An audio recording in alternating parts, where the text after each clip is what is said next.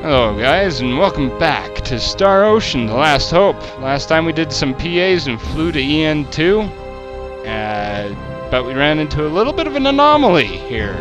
Looks like we're gonna go out and check it and see what's going on. And so, we shall go and see.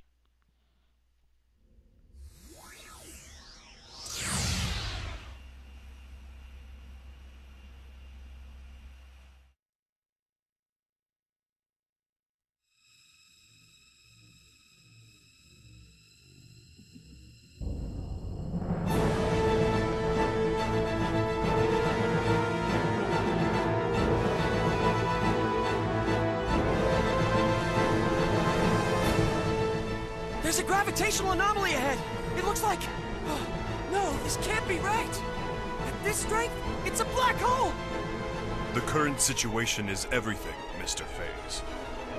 Allow me, then, to explain the phenomenon of black holes appearing in deep space, along with my own theories about them. Sorry, Bacchus, but save the lecture for another time. We have to concentrate on getting out of here! Raimi! Give me 30 seconds. I'm inputting the gravity changes for emergency warp. Edge! Look!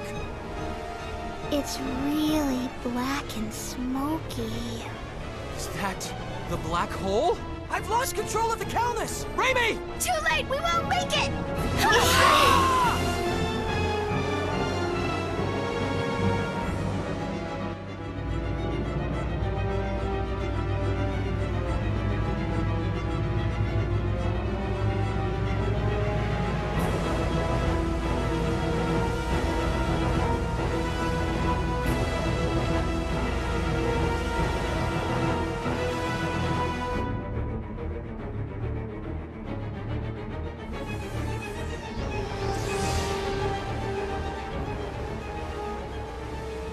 Hey, wait a second. Doesn't that look like Panama? And Florida. Huh. Kind of interesting if you ask me.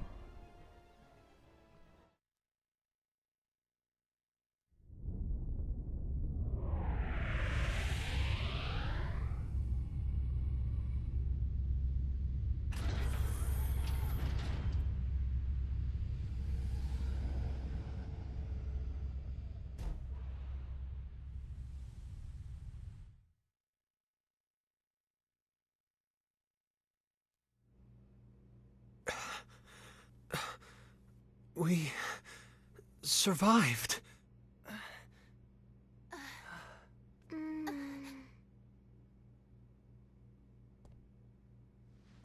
Is everyone okay?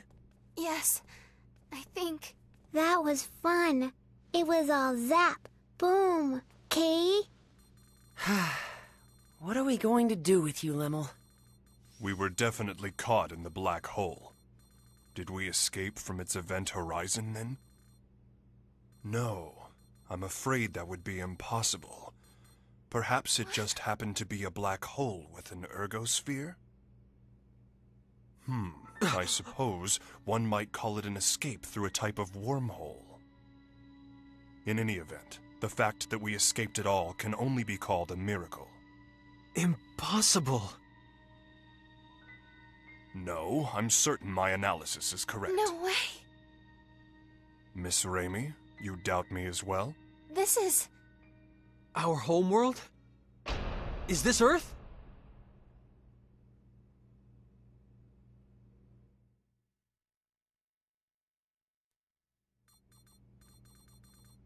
Are we sure then?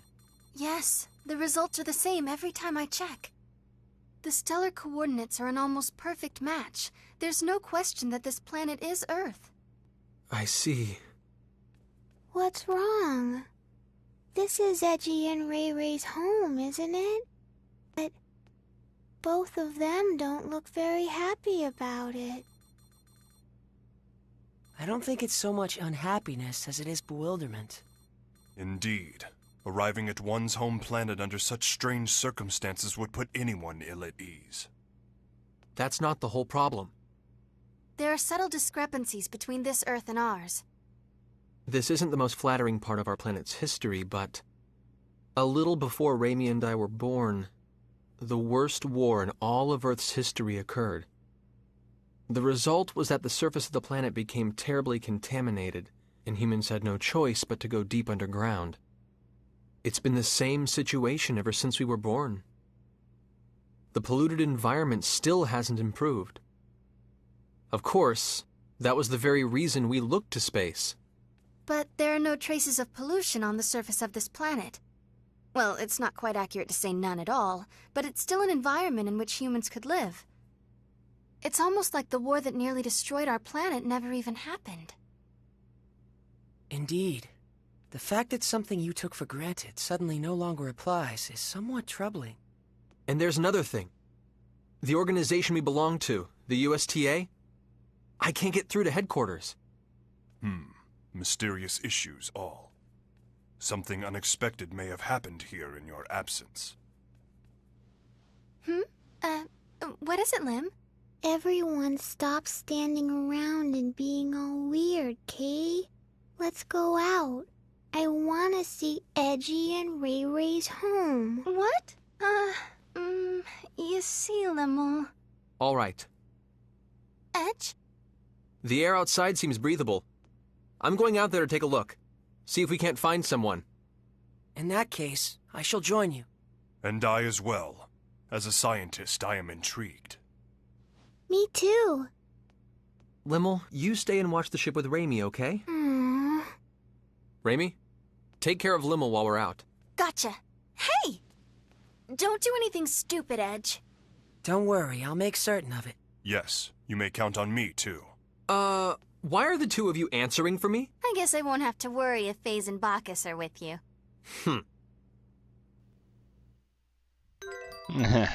Well, Raimi and Limmel left the party, so yay. Kind of interesting. Planet Earth without World War III stuff going on. Now, I will tell you guys this. I have my own theories about where we are. Well, it does answer when we are, but it doesn't say exactly where we are on the planet Earth. I'll go ahead and say I'll leave that for a little bit later, but for now we're just gonna go exploring and see if anybody's in here in this gas station that looks to be deserted.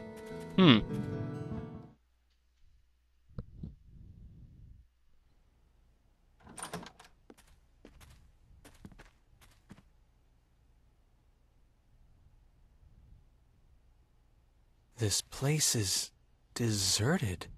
It sure is, and has been for some time, from the looks of things.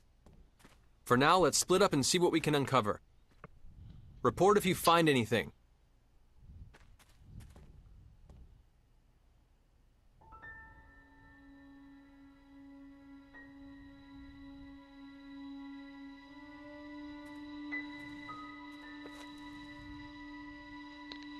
I kind of like that reference, Chime instead of Time magazine. Oh, well, whatever. What? This can't be. Oh, but it is, Edge. Trust me, it is.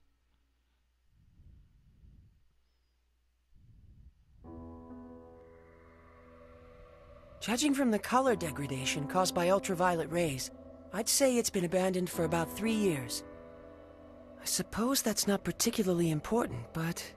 Well, don't jump to conclusions, Faze.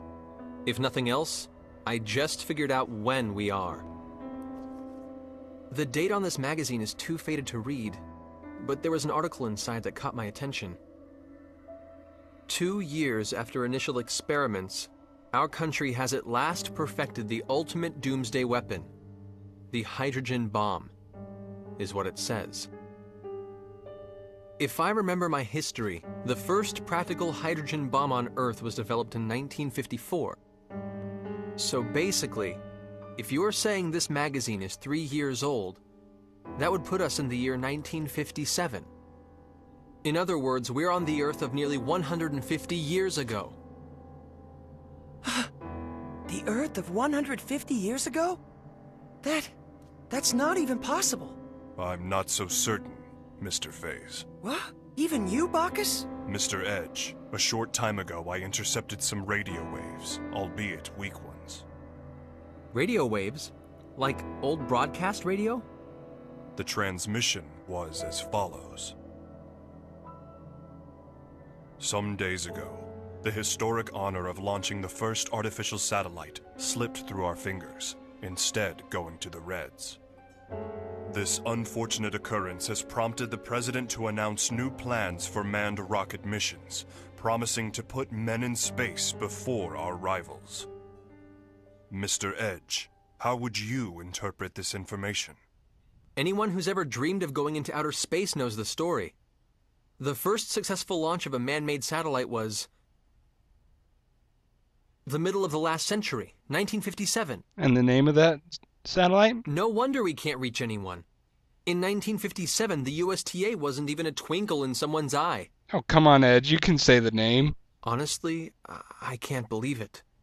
But with this much evidence piling up, I guess we have no choice but to face reality. The planet we made our emergency landing on may be Earth, but it's an Earth from almost 150 years in the past.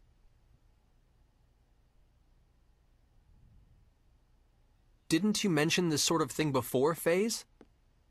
An error in mid-warp that can cause a ship to end up in another time entirely? No, this situation is somewhat different. That was brought about by the distortion caused by warping within the space-time continuum. The dangers associated with it are nothing more than arriving earlier or later on the standard temporal axis. If the theory we're positing here is true, it would be time regression.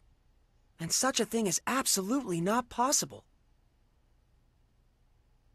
Though, with the situation as it is, I hesitate to apply the term absolutely.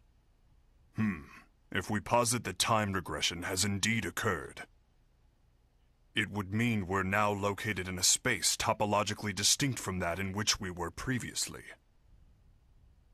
In the current situation, I do not yet have enough information to say whether such a thing is even possible. But if the reality is that we now stand upon the past Earth, we have no choice but to accept it as fact. So, let me get this straight. We've been transported to the Earth of 150 years in the past. And we currently have no way of getting back, right? If this truly is the Earth of another time, then yes, I'm afraid there is nothing we can do to return.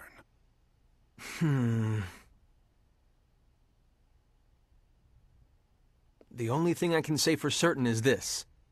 It's pointless to keep standing around here. Let's return to the Calnus and review the situation together. Then we can decide what to do. What?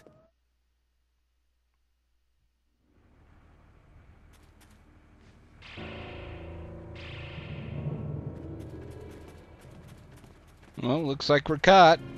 No escape for us this The time. Calnus! Damn it! When did they get here? They're quite well regulated. I suppose they must be soldiers of some sort. Even so, they've arrived much too quickly. They must have a base of operations nearby. It would seem this was more than just a ghost town. This isn't Let's Swap Theories time. Raimi and Limmel are still inside. Wait.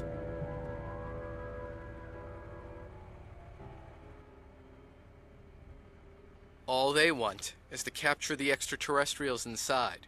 If nothing else, I can assure you no one will be harmed. I wouldn't go recklessly provoking them if I were you.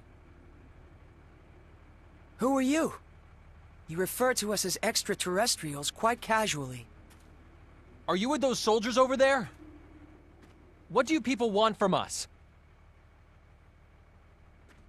My name is Klaus Bachstein. You have to trust me. I'm your friend.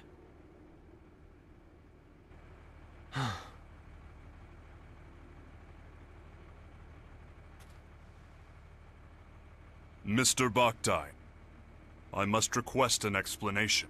On what grounds should we consider you to be our friend? Fair enough. But first we must find a better place to talk. You'll all be found if we stay here. You see the house with the red roof over there? That's my home. Come with me. I'll give you the details there. Edge, are you really going to trust him? We must keep in mind that this may be a trap. Or he might really want to help us. If nothing else, he presented himself to us unarmed. Besides, he has no idea who or what we are, yet he shows his back to us? That's not the kind of man I want to doubt. Thank you. That is very like Mr. Edge. Yes, I am truly no match for him.